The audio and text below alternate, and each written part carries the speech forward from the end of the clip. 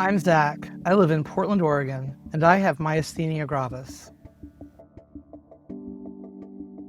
Myasthenia gravis is a neuromuscular disease. That means it makes it hard for your nerves to connect with your muscles. It makes your muscles weak, and it makes them get weaker the more you use them. Most people who have weakness in specific places, in their eyelids, in their jaws and faces, in their neck, in their shoulders, and their hips. I'm especially plagued in my shoulders, hips, and jaw. The first symptoms appeared in 2013, and I got my diagnosis at the end of 2015. The first symptom I had of myasthenia gravis was really severe vision blurring, and that sent me to the emergency room, but they said it was a migraine and sent me home. What really was the biggest problem, though, I started having trouble lifting my legs, and I thought, wow, I really need to hit the gym. At this point, that also sent me to the doctors, repeatedly, like something's wrong, and I wasn't getting any answers. And that went on for a year and a half before it became much, much worse. I started having so much trouble walking that I carried a cane, and even with the cane, I was really unsteady. I knew something was very wrong, but it took a while before they sent me to a neurologist. The first tests they did were blood tests for various autoantibodies, and my test came back negative. And it wasn't until I almost couldn't walk at all that they did a different type of test that determined that, yes, I did have myasthenia gravis. And at that point, I started treatment for it.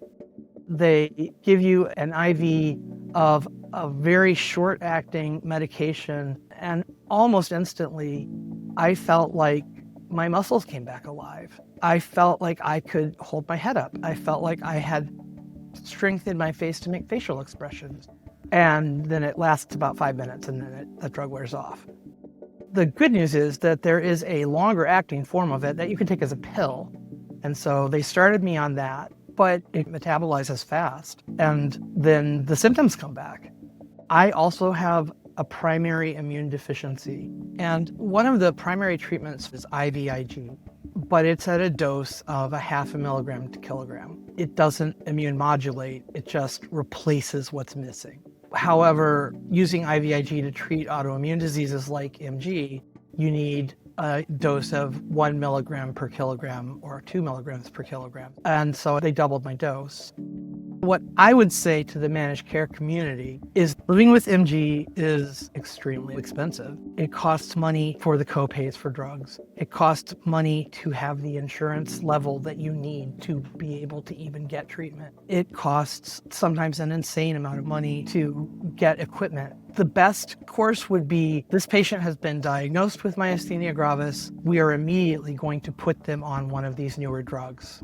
When you're new to MG, it's really helpful to have people with experience around you, because MG presents in as many different ways as there are people who have it.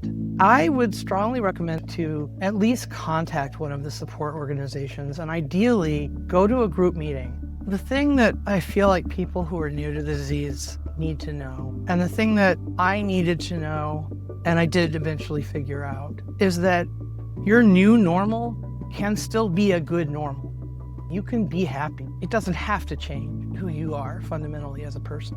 I tell people I'm a professional sick person, but I do think of things that I do as full-time jobs. I write fiction.